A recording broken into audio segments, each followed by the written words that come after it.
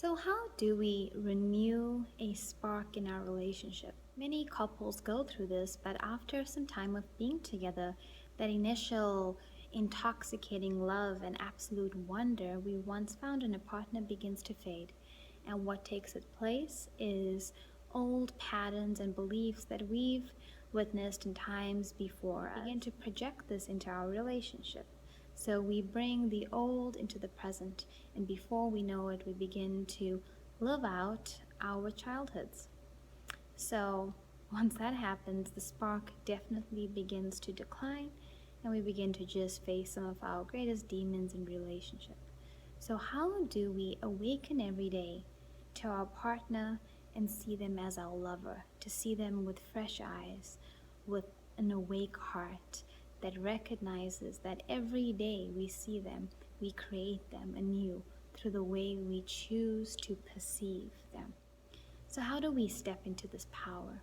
Because often when relationships begin to hit hard times, it's more likely that we'll either begin to move towards conflict or move away and think of ways to escape or ways to cling.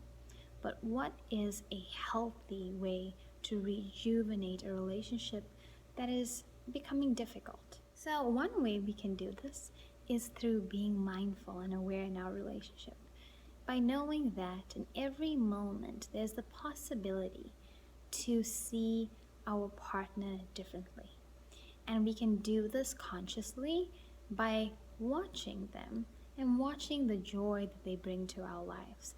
The little things we may take for granted. Perhaps they make us coffee in the morning, or they buy us lunch, or they just spend time with us, or listen to us, or support us. Now, these are the things we begin to take for granted as we get into a relationship as just a given or something they should do. When in the beginning of the relationship, we were in simple awe of their kindness or their generosity or their love.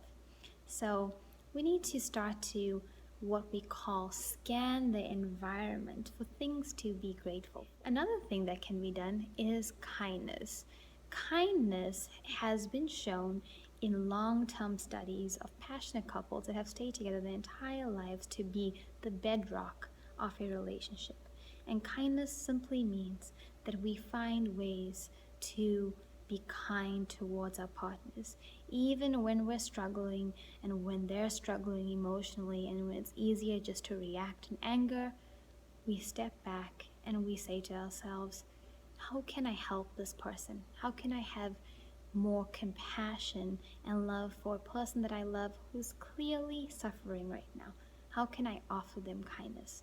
And the more kindness we can inject into our relationship, the more strong and vibrant the relationship becomes. And the third recommendation I can give is this: surrender. And surrender is a beautifully raw and vulnerable act. And it simply says, I come to you fully, completely as your lover, as your partner, and as your best friend. And I leave all my baggage from the past. I leave my conflicting belief systems, my ideas about men, my ideas about women, my childhood, and I come to you present and aware in this morning. And I say, I surrender myself to you, to the person I love, and I trust in our process, and I trust that we will always find our way back to a place of deep love and connectivity. And I let go of control. And I let go of wanting things to be any way other than they are. And I just have presence with you in this very moment. And in this moment, I recognize that everything is indeed perfect and beautiful. So those are some mindful, conscientious ways we can bring back that spark, that love, that awe. Because it comes with a deep recognition that we are indeed finding a person anew every morning. We are finding our lover anew because we are the creators and cultivators of our relationship.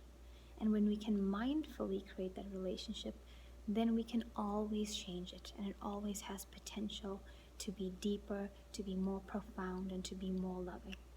So I hope these help, and I hope that your love finds a way to always deepen in your heart, and that you always find your way back to each other in an even more beautiful way than before.